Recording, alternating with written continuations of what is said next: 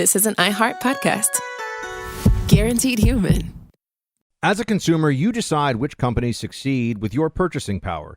Pure Talk wants to say a heartfelt thank you for choosing them. Because of you, Pure Talk had a record-breaking year. You've helped them donate over $500,000 to America's Warrior Partnership to help prevent veteran suicide. You also help provide 1,000 hand-sewn, made-in-America flags to veterans, and you're supporting U.S. jobs by choosing a proudly American company. From the Pure Talk family, thank you for your trust, and God bless America. Mom, can I have Lingo Kids? Dad, Lingo Kids, please! When did we become the Lingo Kids house? No idea. Last week it was dinosaurs. This week it's... Lingo Kids! Why Lingo Kids? Because it's the best thing ever. We can play games with astronauts, wild animals, and superheroes. With more than 4,000 interactive games, songs, and shows, Lingo Kids is the #1 entertainment platform for young kids. So, no dinosaurs? And dinosaurs! Lingo Kids! Everything kids love. Download it for free. Professional wrestling fans, the action continues every week. Watch TNA Thursday Night Impact every week on AMC. It is like electricity flowing through your veins. Don't miss the adrenaline, the drama, and the total non-stop action. No one can ever be as good as this right here. Don't miss the action of TNA Thursday Night Impact every week on AMC. For showtimes and more information, visit TNAWrestling.com. AI has taken over the internet. Wrong answers, made-up facts. You ask a simple question and get a generated essay nobody asked for. Technology trying to decide for you and still getting it wrong. The internet didn't used to be this way. When you just want to search anything online and find what you need, Startpage is the private search engine that keeps it simple. Real links, less noise, and we don't keep track of what you asked. Try Startpage at startpage.com. That's startpage.com.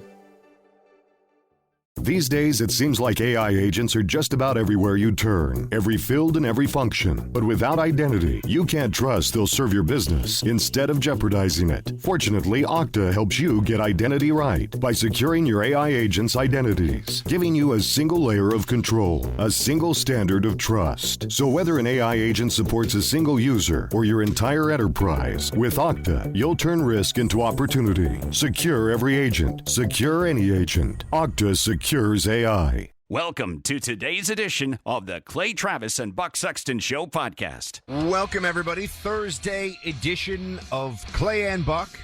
Gets going right now. Appreciate you being here. Clay is in sunny Hawaii, having a great time with the family. He's on vacation this week and next week. So I am holding down the fort of freedom with all of you heading into our nation's 250. Clay did start texting in from the beach yesterday, and I told him that phone in the canvas beach bag and enjoy himself. But if he has any other thoughts, I'm sure he'll share them today during the program with the team. We have a lot to discuss. The aftermath of Socialism Night in NYC. Our friend Ryan Grodusky will join on that as well in the third hour. I think it's the third hour, yeah. So we'll be talking to him about the data. Because here's where some of you took this. Said, well, Buck, but so few people voted, and it's such a small snapshot, and it's such a crazy area of a crazy city politically, New York. Yeah, but I want to give you some other perspective on that. And that oftentimes it's the very committed crazies who change a whole lot of the world around them. It's not about being popular all the time, my friends. It's just about getting enough power, getting that first beachhead, if you will, and then a lot of things can happen. We also had Trump at the Great American State Fair, where I'm sure he had delicious cotton candy, the most delicious. Some people are saying it's pink, it's beautiful cotton candy. Actually wondering what would be. Before I found out that I had celiac disease, I think fried dough was my go-to, which has got to be one of the worst things you could possibly eat at it. I think cotton candy is healthy compared to fried dough because cotton candy is pure sugar, whereas fried dough is sugar plus dough, which is basically just more sugar fried in oil, which is fat. But it's delicious. It is delicious. So maybe fried dough. And then, aren't there like some Italian versions of fried dough that people eat at like the San Lorenzo Festival or whatever it's called in New York. Producer Mike, help me out. You know what I'm talking about? San Marino, San Marzano. What is it? There's some Gennaro. I was going through all the Sands. Sorry. The San Gennaro Festival. Because they have like fried dough, but they have a cool name for it, so it's delicious. Anyway. Yeah, and Zeppoli? Is that right? Yeah. Yeah, that's just fried dough, but it's delicious. But we have our American version of that. I have really enjoyed, I will say, I've been watching some of the, I watched the 20-minute versions of the World Cup matches, so I can see all of them, and I can't spend, 3 hours watching every game. But I've seen a lot of them. But also the people that are visiting America that are finding out like how amazing Texas is, for example, like just how much fun, cool stuff there is, how nice Texans are, and the cultural, whether it's the rodeo stuff, the horses, all kinds of fun stuff, or people visiting in, here in South Florida or New York, wherever. So that's been really fun watching all that.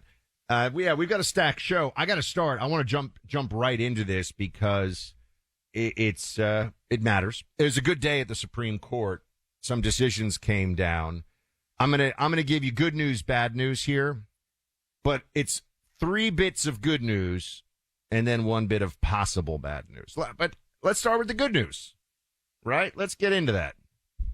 Supreme Court came down with some important decisions. The first one, and I think this is probably the best, most important one, is Mullen v. Doe. Now, this is all about temporary protected status. Temporary protected status. Emphasis on the temporary. And that is a humanitarian program. Notice whether it's this or asylum, which we're going to talk about in a second. There has been a clear effort, a concerted campaign over many years now to abuse the humanitarian impulses of the American people and humanitarian statutes to skip to the front of the line, take advantage of us, get access to welfare benefits, and pretend that you're a humanitarian case when really you just view America as a soup kitchen. People show up, they get their stuff, they don't have to love this place, they don't have to obey the laws. Temporary protected status was supposed to help people who were essentially in a war-torn or natural disaster zone, right? So if there's an earthquake that kills tens of thousands of people and destroys all the infrastructure, we'll let some people come here because we're nice. There's no benefit to us, to be clear, to the American people. This is a Americans being nice thing. And we extended temporary protected status many times in the past, and sometimes it goes for years, sometimes it goes for decades. And that's where you start to say, well, how temporary is this really? Clearly, there have been people in this whole thing who have thought to themselves, I can stay forever. And the open borders Democrats view this as a way of getting us to getting people to a forever status. So in 2025, the Trump administration ended TPS for Haiti specifically. And they had it for a number of years, and finally Trump said, okay, Haiti's doing well enough that Haitians can go back now. Remember, the program was never supposed to be you skip the immigration system altogether, you just get to stay here forever. Hence the temporary protected status. But you see, no good deed when it comes to immigration, no good deed goes unpunished. And here they sued. They sued a bunch of, the usual, NGOs and stuff like that. They brought suit saying, really, that there's a violation of the Administrative Procedures Act, which is just Democrats speak for, yes, you have this authority, yes, you're in power, but I don't like what you're doing, so I'm going to pretend that there was some box on some paperwork somewhere you were supposed to check that you didn't. It's just a pure tactic of bureaucracy. It's just the administrative procedures like, oh, you didn't do enough consultation. It's arbitrary and capricious, they said. It lacked consultation. And amazingly enough, there were, of course, courts that just think that America should take in, especially remember, Democrats don't like the white immigrants who have been let in last year under asylum, or they've come here as refugees from South Africa. Those they don't like. But if you're a non-white immigrant in any capacity whatsoever who did not come through the normal immigration process, the Democrat Party thinks you should stay forever. So the Supreme Court brought together a couple of these different cases, took this up, and also, by the way, Venezuelan temporary protected status is affected by this. So the court held 6-3, Justice Alito writing the opinion of the court. He basically just said that the process claim here is not reviewable, that a judge can't just say, well, I get to determine that you didn't think about this long enough, executive branch. And so since you didn't think about it, because that just means that the judge now has control over immigration policy, which is preposterous. So that didn't fly. And the other part of it is an equal protection claim. Essentially, some of the lower courts were saying that you're just doing this because you don't like Haitians, Trump. That's what it was. That there was a racial animus in this. Well, that doesn't fly because there have been other temporary protected statuses that have been revoked that have nothing to do with Haiti or Haitians. And so, sure enough, the executive branch can say, we'll let you stay for a while, but then we can tell you it's time to go. And they get to make that determination. So you'll notice this was not a hard case when it comes to the law, but Kagan, Sotomayor, Jackson, the leftist legislators pretending to be judges all went against it. So that's one. The other case that came down, so that was a 6-3. The other case that came down here, also a 6-3, noticing a pattern, had to do with the Immigration and Nationality Act, which provided that an alien who arrives in the United States may apply for asylum and be inspected by immigration officers. So back in the first Trump administration, Department of Homeland Security had a metering, which effectively meant a turnback policy of, look, we can only allow 100, 500, whatever the number is, people at this port of entry today to present themselves for an asylum claim. Because we're swamped. We just can't handle all the rest of the people that are showing up. Now, keep in mind, these are people who aren't actually, in any legal sense, asylum seekers. They just want to come to America, skip the immigration line, and stay here forever. That's the whole point.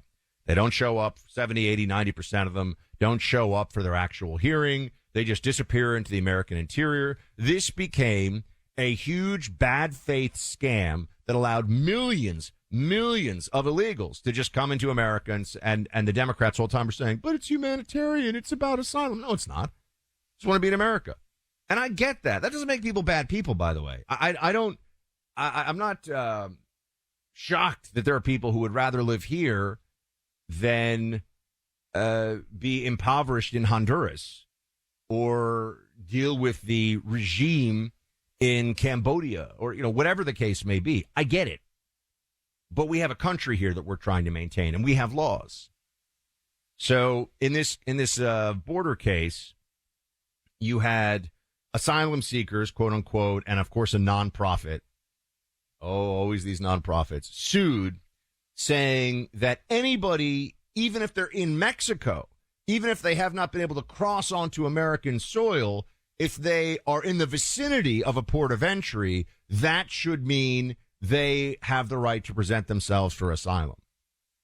So if you have 1,000 people show up at a port of entry, they all have to be brought into America so that they can physically brought onto American soil so that they can say that they're asylum seekers and pass the initial credible fear test, which I've been down to the border. I've seen this myself. They have wristbands that the cartels give them. They've been coached to say just the words, I have a credible fear of violence in my country. The Biden administration let this just turn into a total free-for-all. the whole thing is a scam. But again, 6-3 holding here. Justice Alito, joined by Roberts, Thomas, Gorsuch, and Kavanaugh and Barrett, said that the statutory words arrives in the United States actually means arrives in the United States. And we actually have the ability at the border to say, you can't come in right now. We can't process you. You have to wait. That was all this really came down to. The Ninth Circuit, I might add, which is, of course, the craziest federal circuit. The Ninth Circuit said no. You have anyone who if you have 10,000 people, which we know there have been caravans with that, 10,000 people all want to be at one port of entry, they all have to be brought through that port of entry onto American soil so that they can have their asylum processing done. So we can't even have a we can't even have a sort of bureaucratic distinction of how many people we can process at a port of entry. If you get there, you get to come in. That was the game. Now imagine, by the way, if you had the Ninth Circuit say, hey, you can't make people wait 10 minutes to come through customs and immigration. That's unfair. They're Americans. If they're Americans, they should just, some of you probably love this idea, actually. I think I kind of do. But the point is, it's not in their power to do that. The judge does not have the authority to say, you have to process people even faster than you currently are, because they shouldn't have to wait. So if you can't do that with American citizens, why would you do that for foreigners? For illegals, in this case. And I didn't even get into the whole notion of defensive asylum, which is when people cross illegally. This is for people who are trying to go to a port of entry through the illegal entry way.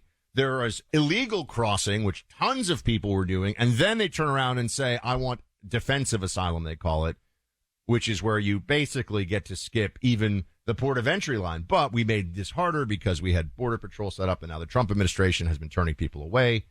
But the point here is 6-3. You can't tell our ports of entry that they have to process 10,000 people who show up all at once because some judge says so. You also can't say that the Trump administration doesn't get to make temporary protected status for Haitians temporary because Sotomayor thinks Trump doesn't like Haitian people, which is basically what the whole claim here was. That's it. 6-3. Another decision, not as big, but also something else in the legal realm that I want to talk to you about here in a second. We'll hit that Supreme Court decision and also a look ahead in just a moment. There's a Declaration of Independence project underway. It's an effort to remind everyone about the brilliant wording in the document that declared our nation's freedom. When America was formed in 1771, this document became the most repeated and well-regarded by many new citizens. You know the general history. Thomas Jefferson drafted the document, revising it continually with only a quill, pen, and ink. He got measurable input, of course, but he was at the helm of it all. It was dated July 4th and read aloud to thousands of Americans at every town square and common area possible. This July 4th, join our friends at Americans for Prosperity on the Declaration Project. Reread the Declaration of Independence and reflect on the clarity and clear vision that motivated so many American men and women living in 1776 to make the sacrifices they made. As America prepares to celebrate 250 years of freedom, this is one small step every American citizen can take. It's an opportunity to renew your commitments to the principles that built this country. Take the pledge now at afpbuck.com. That's afpbuck.com, paid for by Americans for Prosperity.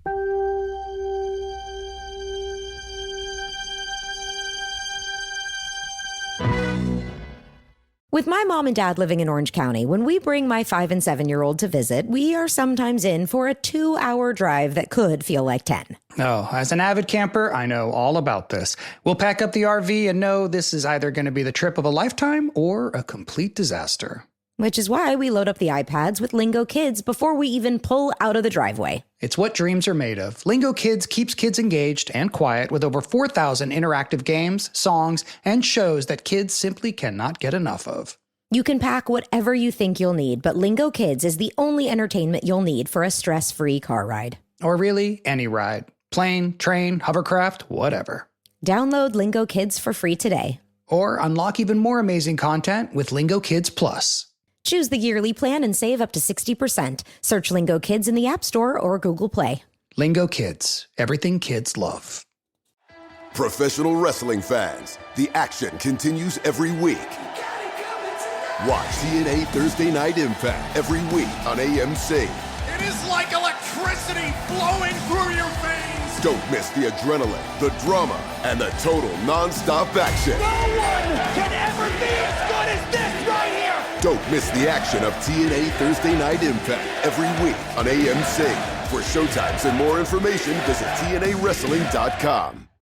I'm not great with words after a fight, and I'm sorry wasn't cutting it this time. So I used Joybox to write a soulful ballad about how she's always right. By the second chorus, the silent treatment was officially over. Visit Joybox.com and get out of the doghouse today.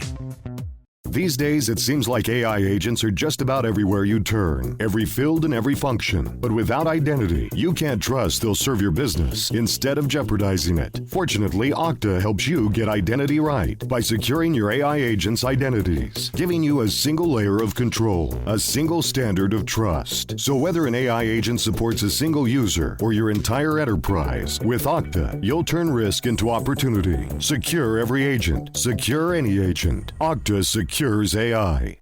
Some moments in history change the coins we carry. In 2026, America marks 250 years as a nation. And for 1 year only, the semi-quincentennial coin and metal program from the United States Mint honors this milestone with new designs on official U.S. coins. Discover the full coin and metal collection at usmint.gov/semiq. That's usmint.gov/SEMIQ. We have a lot to dive into in the aftermath of those election results in that primary in New York City. And I understand there's a bit of a debate, and people on the right feel somewhat, some of them feel differently about this. There's the, who cares, it's New York, it just happened and it's a small amount of voters, and it's just a congressional primary and a few state assembly seats and all this. The other side of it, though, is there's a trend here, isn't there? Of incredibly radical, far left, and really destabilizing and hateful individuals. Now, they always say, of course, that we're hateful. I don't hate anybody. I mean, I hate people doing very bad things, but I don't approach politics with hate in my heart for anyone. I think people are very wrong. I think there are evil decisions, and I think there are evil people. But I don't approach this with the desire to, like, get at my enemies or anything like that. That's not, I don't think conservatives do that in general. There are a lot of leftists who really do. They, because they're not motivated. This is a good way to put this. I think of politics, and I think of the conversation that we have, the dialogue, the discourse, however you want to phrase it. You know, what is the beating heart of constitutionalism, of MAGA, Trumpism, all these things? Trying to make this country the best it can possibly be for as many of us as can possibly have it be great, and to do good things for people. It really comes from a place of positivity, and that is the underlying. There's not something beneath that. The problem you have with these leftists is that the actual foundation, yes, they'll talk a lot about justice and social justice and wanting to help people, but it's really about resentment.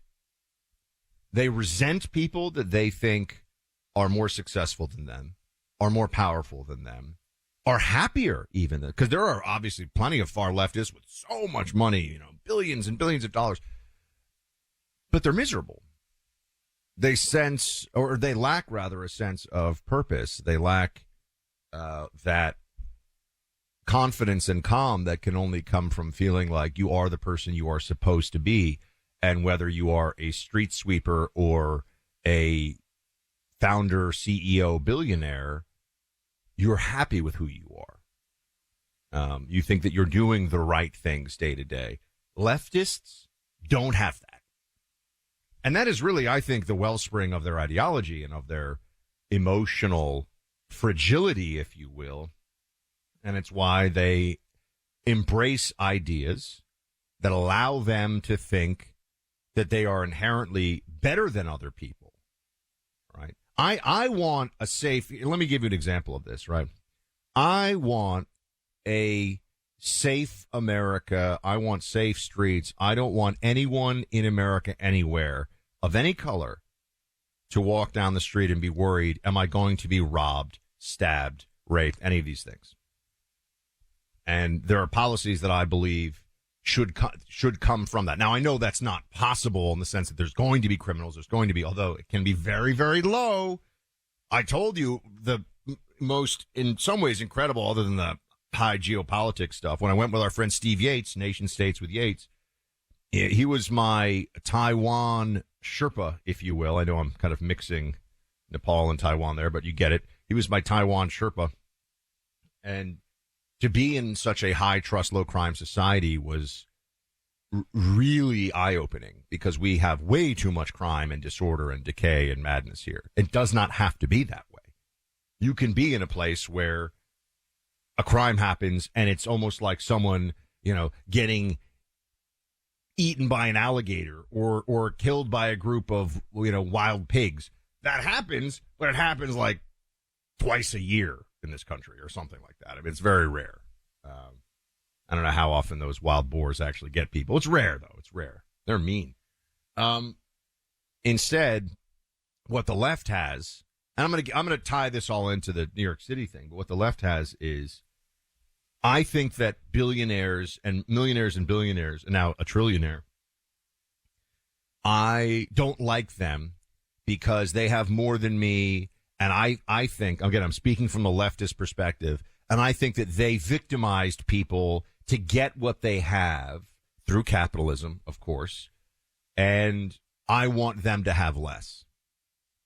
I want them to be punished by the state, even if it doesn't, see, this is the difference, even if it doesn't have the intended outcome of funding more schools or bringing down the price of rent or any of these things. You see, the leftist approaches these as hurt the people I don't like. I want to vote for people. I want to put people in power so that they can hurt people that I'm resentful of, whether it's for racial reasons, religious reasons, economic reasons, gender, whatever it may be. I have a resentment, and I want you to get them. I'm going to cover this up, of course, with my pretense of extreme altruism. Oh, no, I really just want to help the poor. Look at all the examples of this. We can take a really big example. The Affordable Care Act, for example, which every single analysis of healthcare now, there's no question, there's no doubt, made healthcare more expensive for everybody who actually buys their own healthcare or pays for their own healthcare in any capacity. So unless you're totally on welfare, healthcare welfare, it has made it less affordable for you. But the people behind that think, yeah, that's good.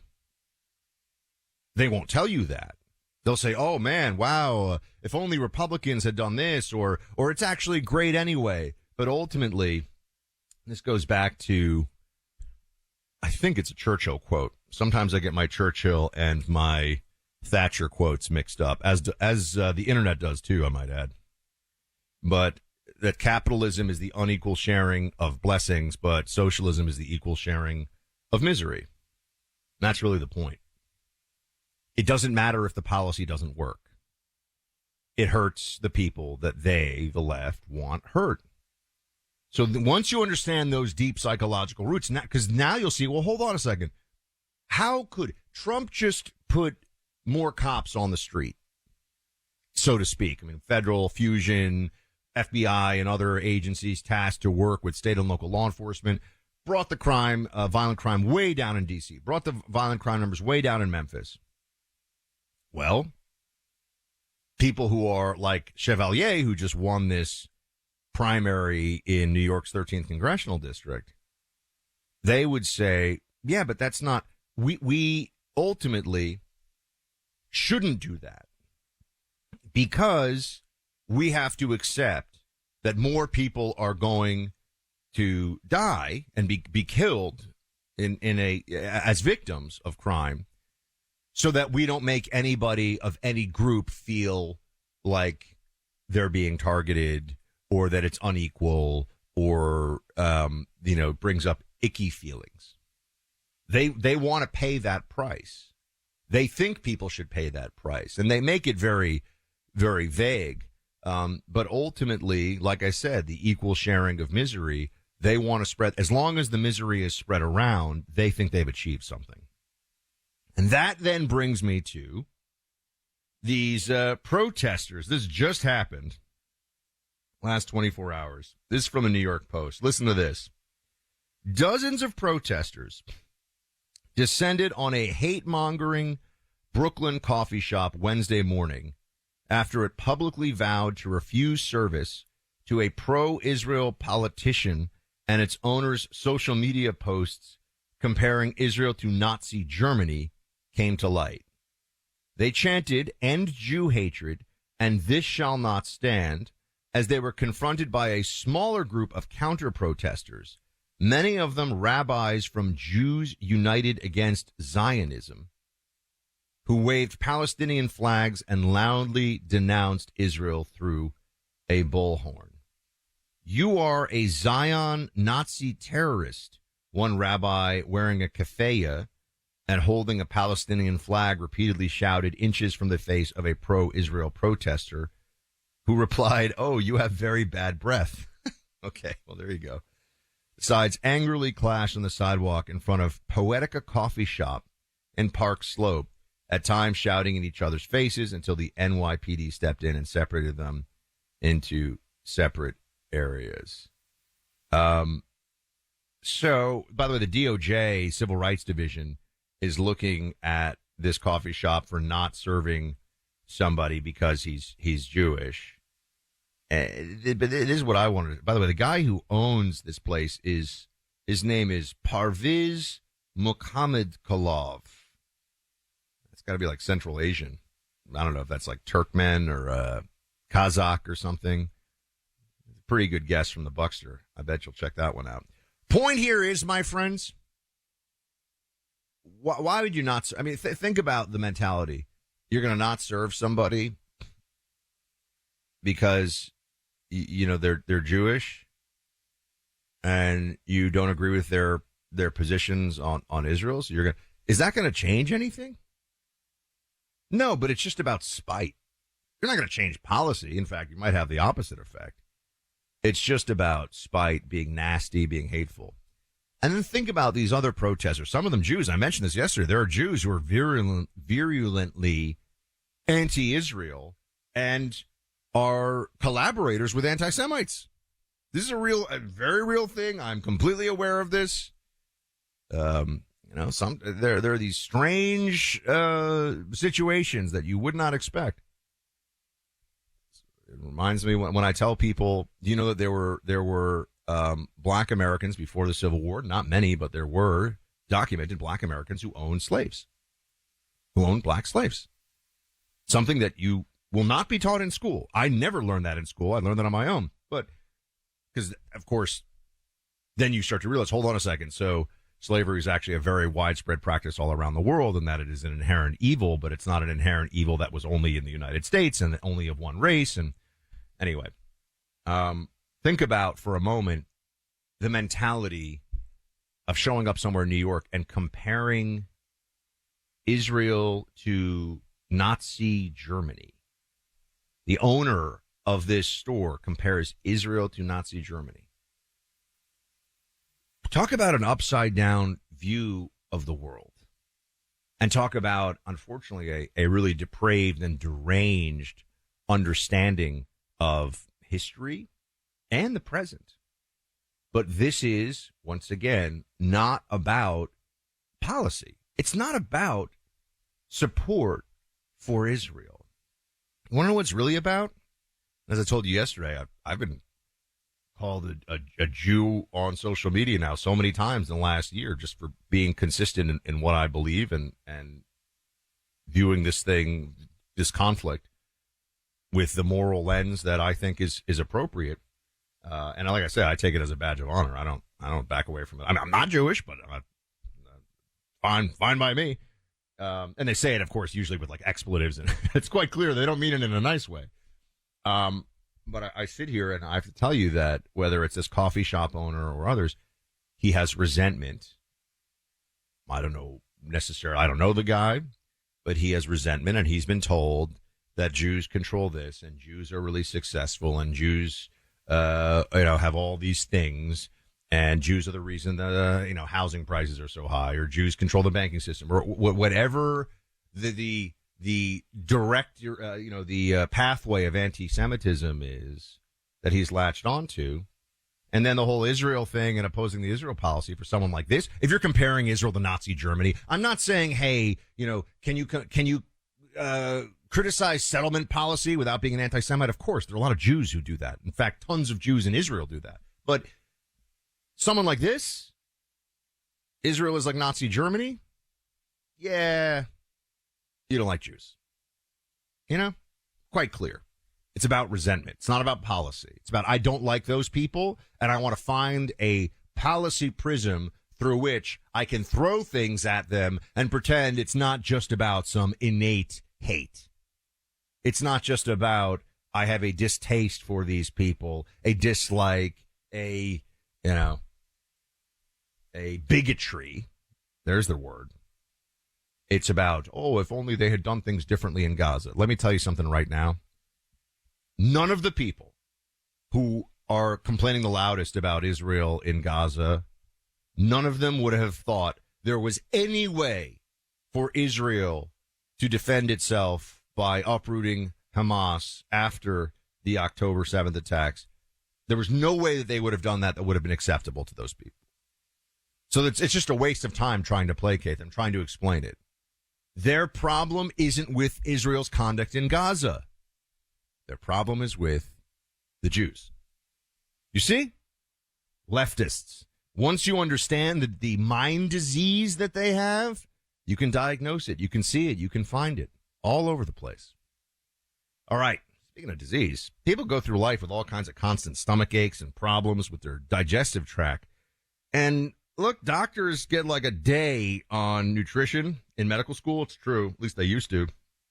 So it's often a guessing game out there. It's really tough for people to figure out what's going on. What food should you eat? What supplements should you take? Some things work, some things don't. Truth is, guessing game, like I said. But it doesn't have to be a guessing game. Thanks to Viome, you can now approach what you eat and what supplements you take with science. Because if your DNA is the blueprint, your RNA shows what's actually happening right now. That's where Viome comes in. Viome is a simple at-home gut health test that uses advanced RNA technology to analyze your gut microbiome and understand how your body really functions. From there, Viome creates a personalized food and supplement plan designed specifically for your body. Instead of guessing, you get guidance based on real data. And when people follow their plan, many report better digestion, more energy, and improved mood. Go to Viome.com. That's V as in victory, IOME.com. Use code CB50 to get $50 off. CB50 is the code, like Clay Buck. CB50, $50 off. Go to Viome, VIOME.com today.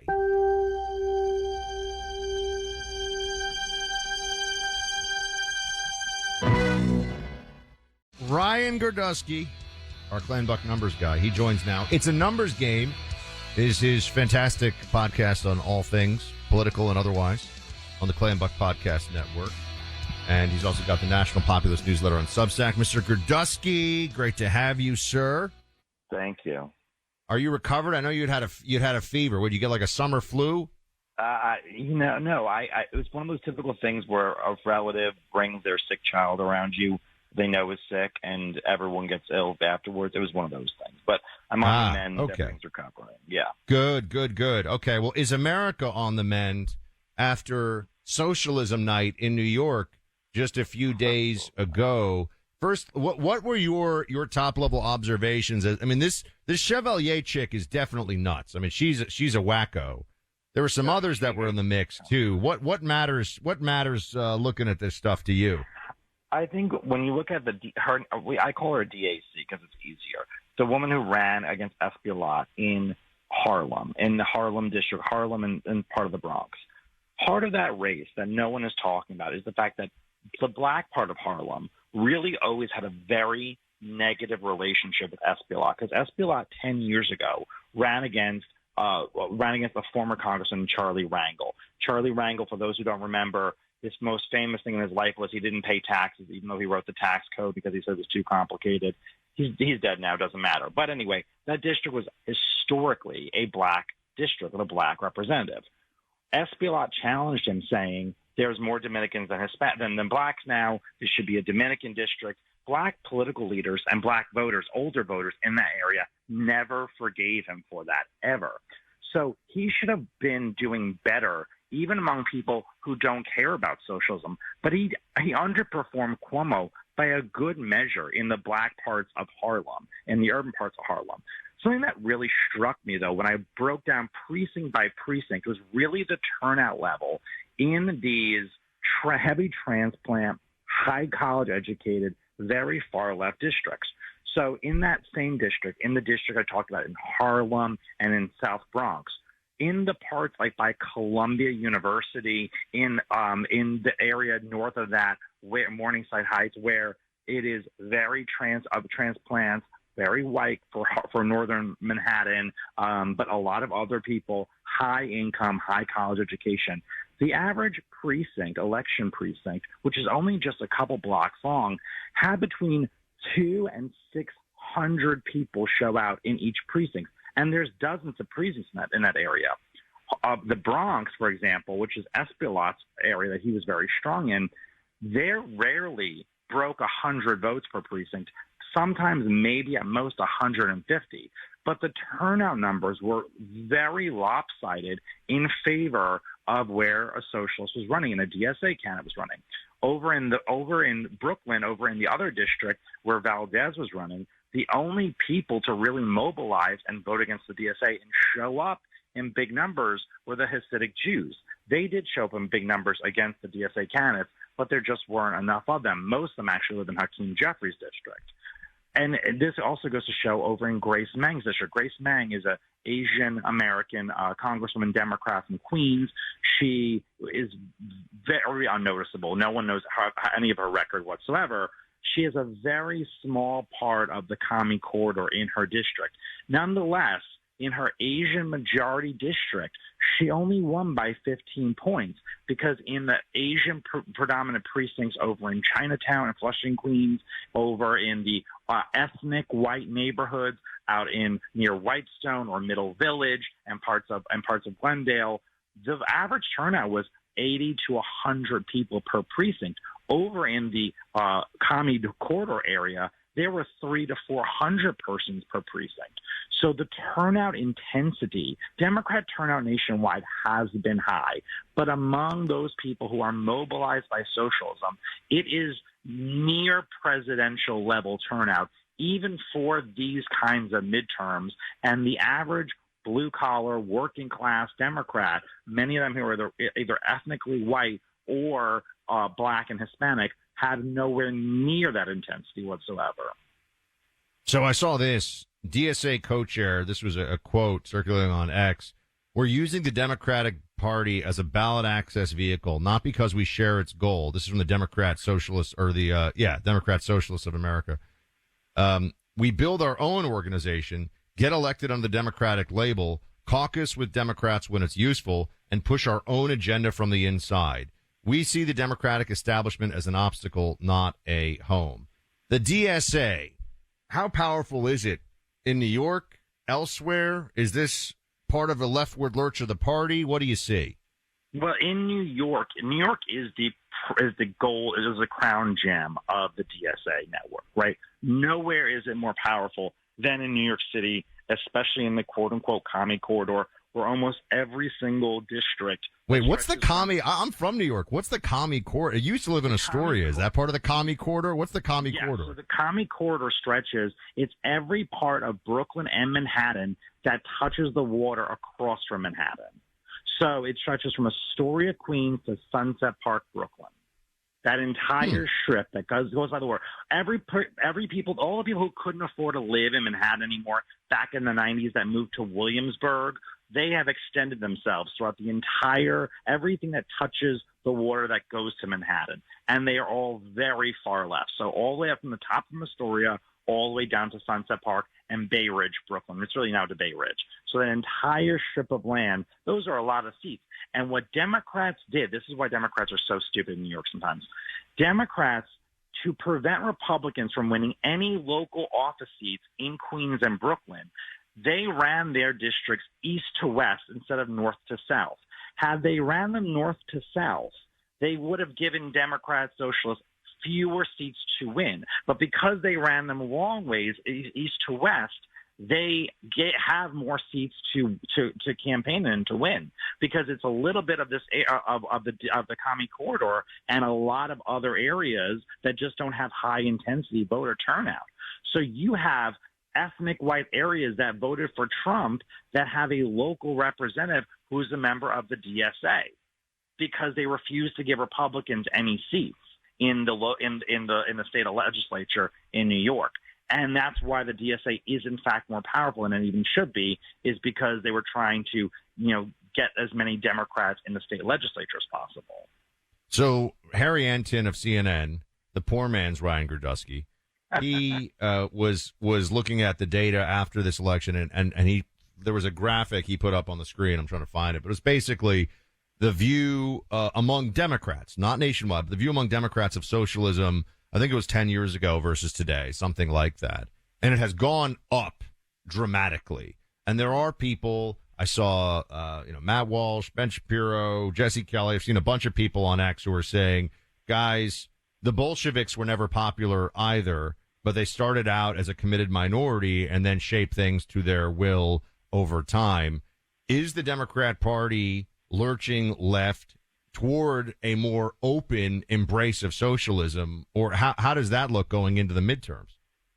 Yeah, I mean, the thing is that, everyone tries to paint this as a New York particular election and as a New York phenomenon or just an inner city phenomenon. Because remember, Mayor of Washington, D.C. is now a DSA member. Mayor of Seattle is now a DSA member. Potentially the Mayor of L.A. will be a DSA member. However, DSA members have won other primaries. They won a primary in rural Maine. They won a primary in Montana.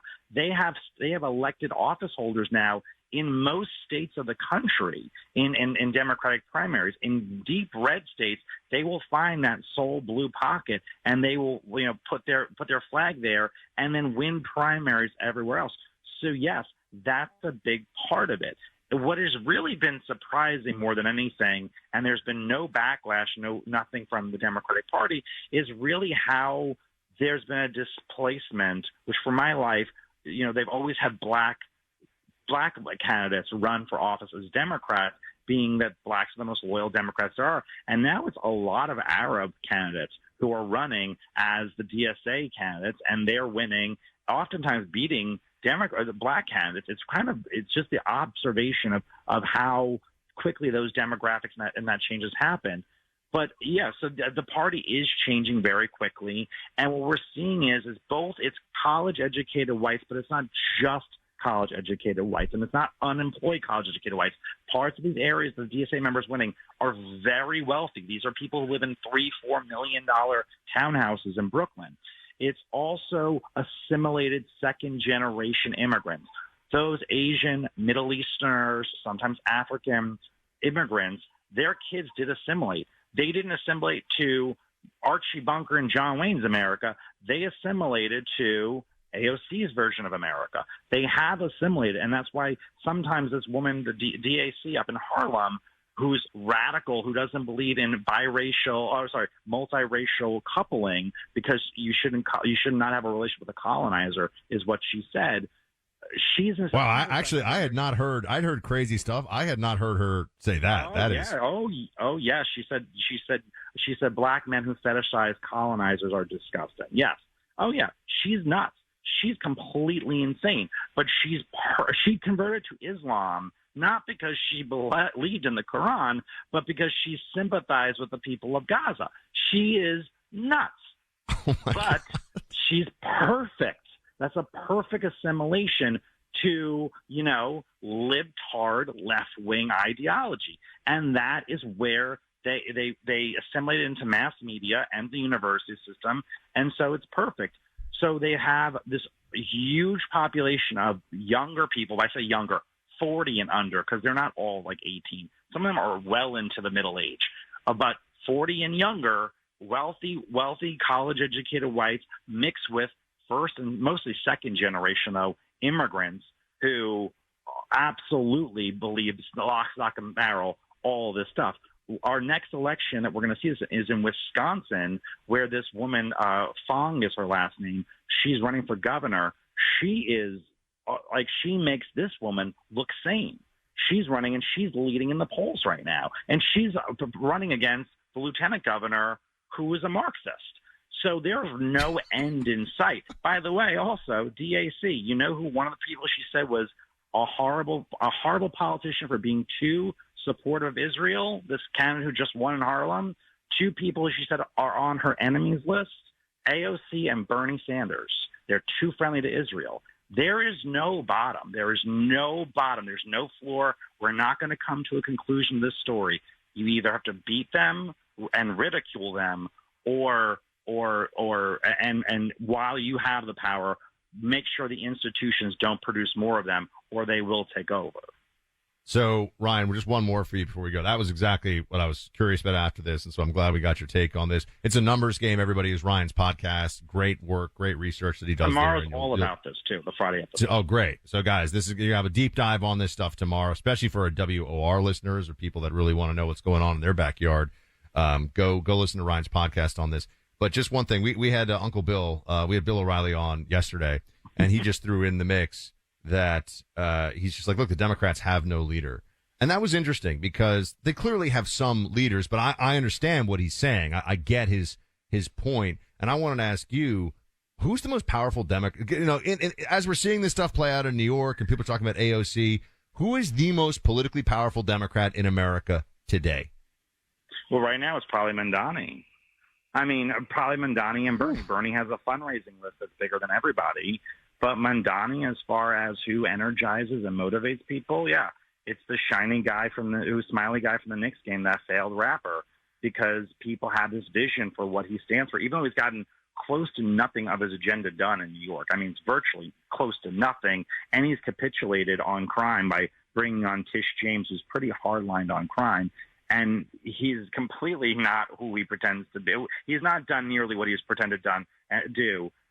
He's probably the most popular Democrat right now in the country overall, I would say. Maybe, and besides that, Bernie.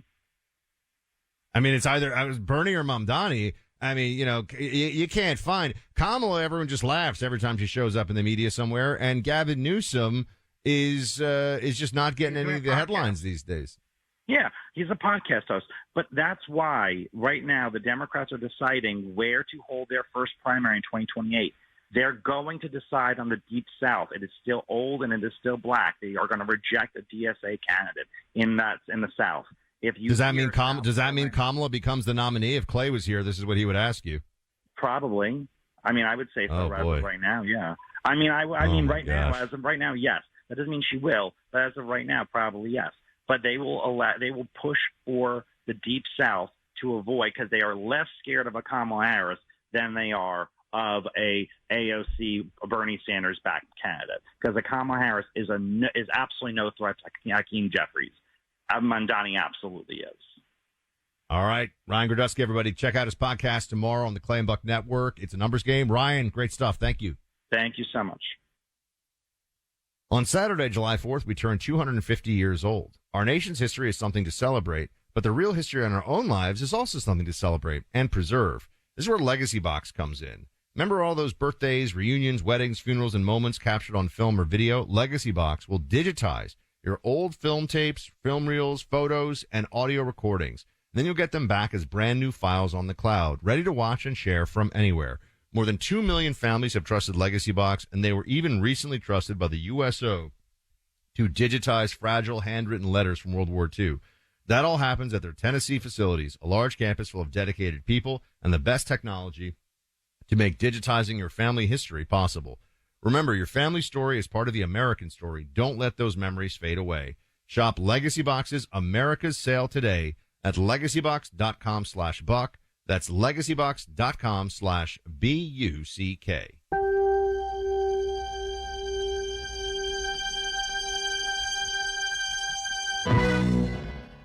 With my mom and dad living in Orange County, when we bring my 5 and 7-year-old to visit, we are sometimes in for a 2-hour drive that could feel like 10. Oh, as an avid camper, I know all about this. We'll pack up the RV and know this is either going to be the trip of a lifetime or a complete disaster. Which is why we load up the iPads with Lingo Kids before we even pull out of the driveway. It's what dreams are made of. Lingo Kids keeps kids engaged and quiet with over 4,000 interactive games, songs, and shows that kids simply cannot get enough of.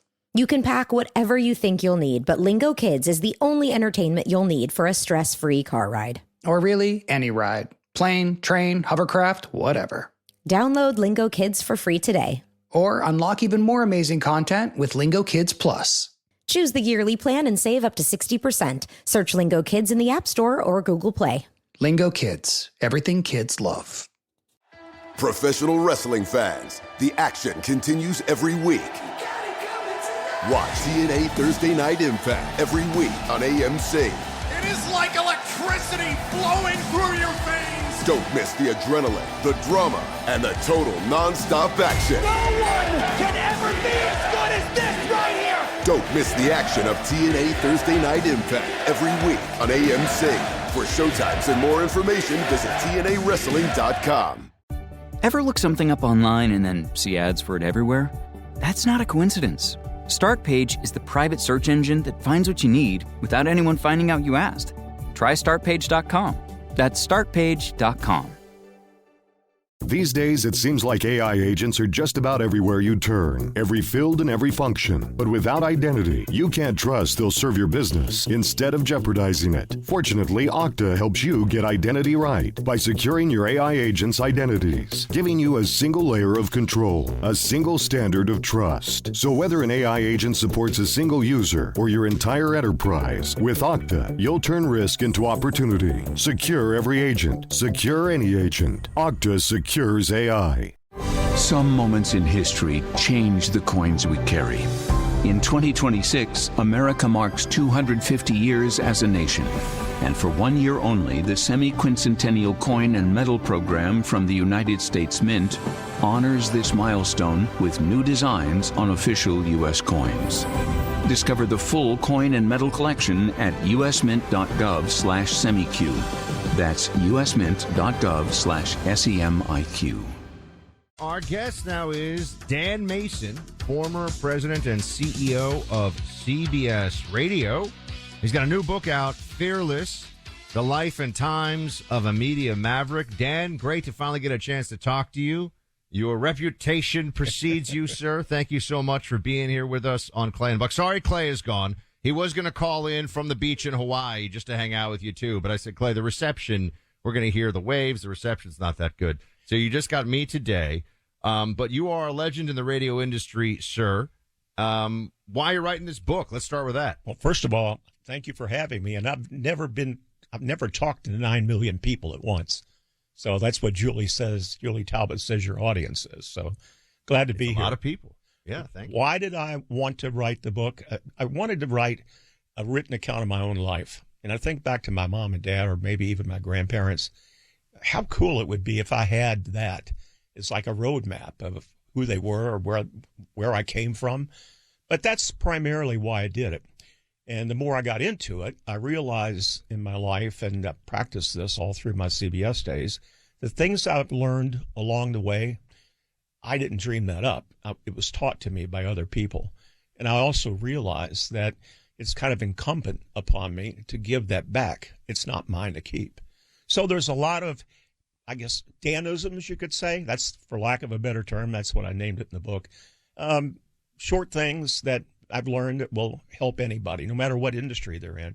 And, of course, Buck, there has to be, probably about 30 to 40% of funny radio stories, and that would be bosses, jocks, recording artists. I think I've got them all in there.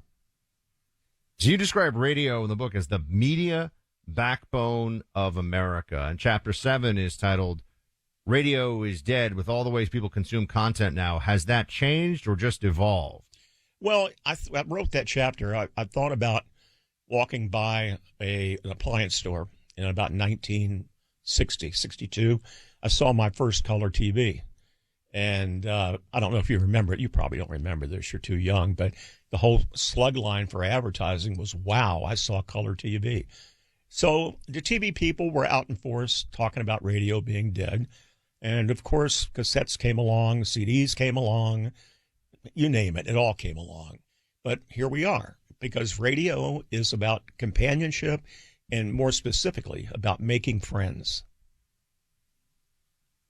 And I was told this once by a very well-known person in the industry, that if you do this right, Dan, it should be a one-to-one conversation, but perhaps in this case heard millions of times over, or millions of one-to-one conversations happening. What is the advice that you would give to people who are in this medium about how to establish that very special, that very powerful connection that radio is able to do, that things like TV really just, it's just not the same? I think radio is a much different medium because it is a call to action medium.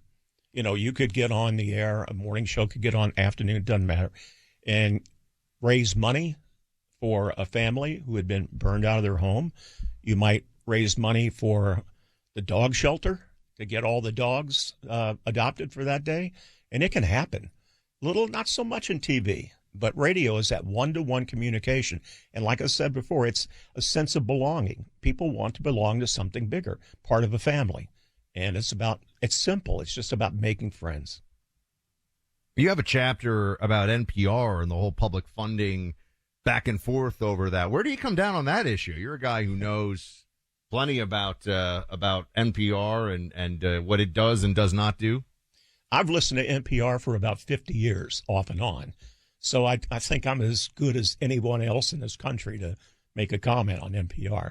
First of all, 1934, the Communications Act established that there would be non-commercial radio stations.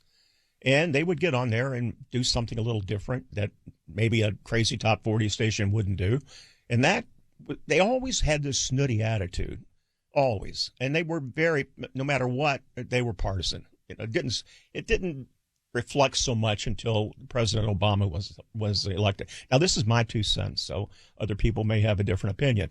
In about 1967, the government came along and said, you know what, these guys are not making much money, and they need to be on the air still, so let's fund them. And that went on from 67 to recently, 2000, just last year, which was about July. It was challenged in March of this year by a federal judge, but it's still going to be a tough putt to bring that back. It was about $1.1 billion. So I wrote Commissioner Carr, who I gave a tour to at 1010 Wins, and I told him I have a solution. I have the total solution for all of this, and nobody's going to sue anybody. And here's the solution, Buck. Drop entirely the non-commercial status of those radio stations. I mean, you hear on there, this is brought to you by a fund from blank. This is provided to you by blank. They're taking money, and that's okay. But let them sell like every other radio station. There should not be non-commercial stations anymore. And you look at Premier Network. If they want to have a network, there is 4,000 non-commercial stations right now in this country. You telling me they couldn't cobble together 400 of those to go out and begin to sell a network ad? I think they could. And I think that as far as ratings go, they sure have those. Where I'm from, in Washington, D.C., they're number one in the market. And I know in Washington, D.C., if they put salespeople in the street, they would be the darling of the market, I'm sure. So they can raise money. But if they don't drop that non-commercial status, it's going to be tough. We are speaking to Dan Mason, former president of and CEO of CBS Radio. He's got a book out, Fearless, The Life and Times of a Media Maverick. Why was Rush Limbaugh so special? He made a lot of friends. He had some enemies too, but he stood for something. And, you know, he was not afraid to take a position, say who he was, or, you know, not afraid to congratulate someone, not afraid to offend someone. I mean, it's interesting with him. He started like in Sacramento as a DJ, and you talk about vision, you talk about passion and desire. Look throughout his career. I mean, that should be the Maverick, not me. Now, there are, as I understand it, some juicy stories in the book. Can you give us one or two? Can you give us so people can go pick up a copy of Fearless? Like, what are some things that they'll find? You have people listening right now, by the way, who are 30, 40-year radio devotees. I mean, people generally listen to Rush for 30 years. But you got people that have been all about this medium, a lot of them. We have also got digital streaming and other things, too, because we're in the year of our Lord 2026. A lot of things going on. But give us some stories for the radio folks out there.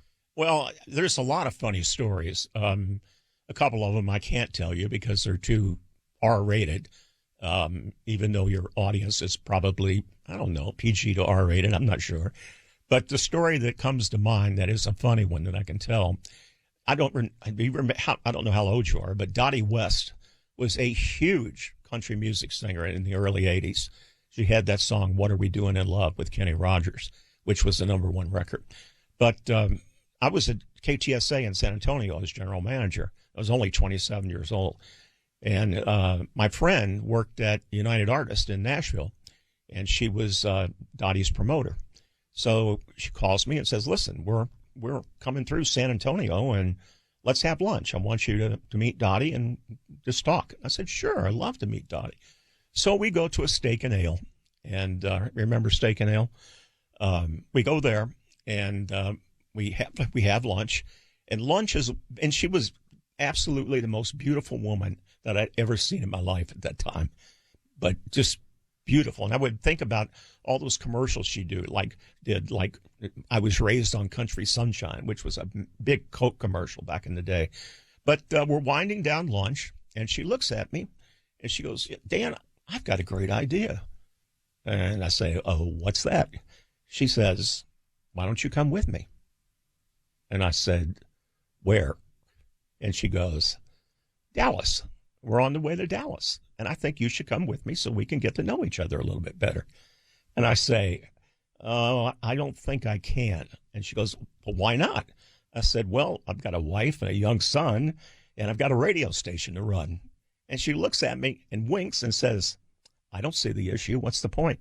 So that was hilarious, at least at the place and time. It was really, really funny.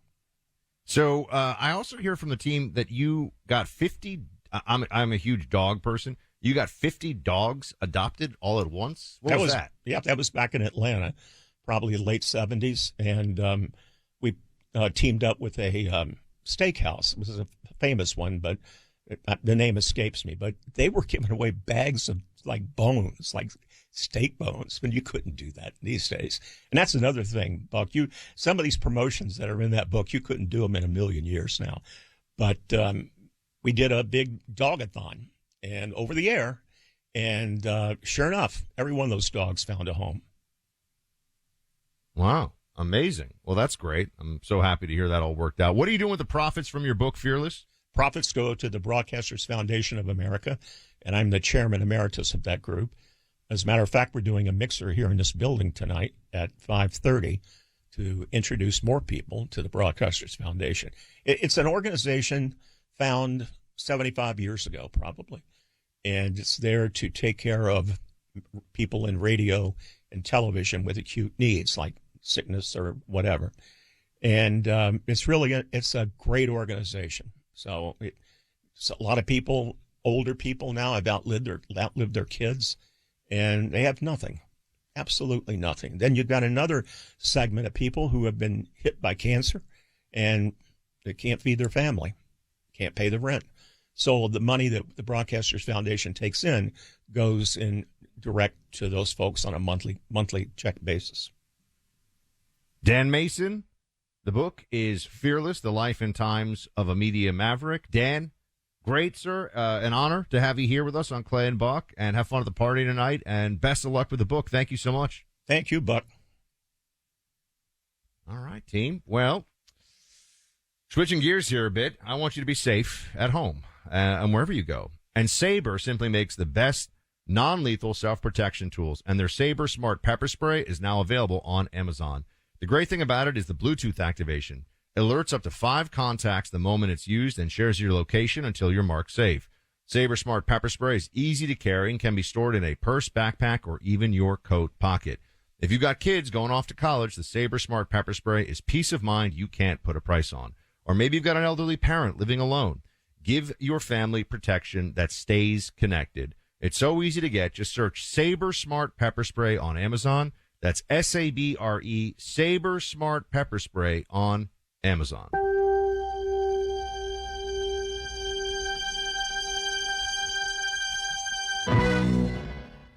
As a consumer, you decide which companies succeed with your purchasing power. Pure Talk wants to say a heartfelt thank you for choosing them. Because of you, Pure Talk had a record-breaking year. You've helped them donate over $500,000 to America's Warrior Partnership to help prevent veteran suicide. You also help provide 1,000 hand-sewn, made-in-America flags to veterans, and you're supporting U.S. jobs by choosing a proudly American company. From the Pure Talk family, thank you for your trust, and God bless America. Mom, can I have Lingo Kids? Dad, Lingo Kids, please! When did we become the Lingo Kids house? No idea. Last week it was dinosaurs. This week it's... Lingo Kids! Why Lingo Kids? Because it's the best thing ever. We can play games with astronauts, wild animals, and superheroes. With more than 4,000 interactive games, songs, and shows, Lingo Kids is the #1 entertainment platform for young kids. So, no dinosaurs? And dinosaurs! Lingo Kids! Everything kids love. Download it for free. Professional wrestling fans, the action continues every week. This is total nonstop action. TNA Thursday Night Impact every week on AMC. For showtimes and more information, visit TNAWrestling.com. Your 2 a.m. questions are nobody's business. Not the symptoms you're scared to tell your doctor. Not the money worries. Not the things you'd rather keep private. Right now, companies are using what you look up online to track, target, and make a fortune off your secrets. Startpage keeps your curiosity private. It's the private search engine that helps you find what you need without the spying and without the noise. Nobody in your business, no saved search history. Try Startpage at startpage.com. That's startpage.com. These days, it seems like AI agents are just about everywhere you turn, every field and every function. But without identity, you can't trust they'll serve your business instead of jeopardizing it. Fortunately, Okta helps you get identity right by securing your AI agents' identities, giving you a single layer of control, a single standard of trust. So whether an AI agent supports a single user or your entire enterprise, with Okta, you'll turn risk into opportunity. Secure every agent. Secure any agent. Okta secures AI.